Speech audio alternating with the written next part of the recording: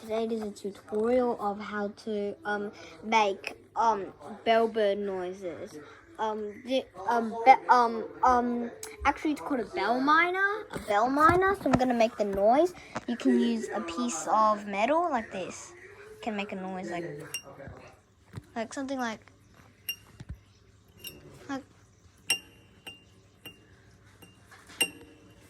nah, I need this thing.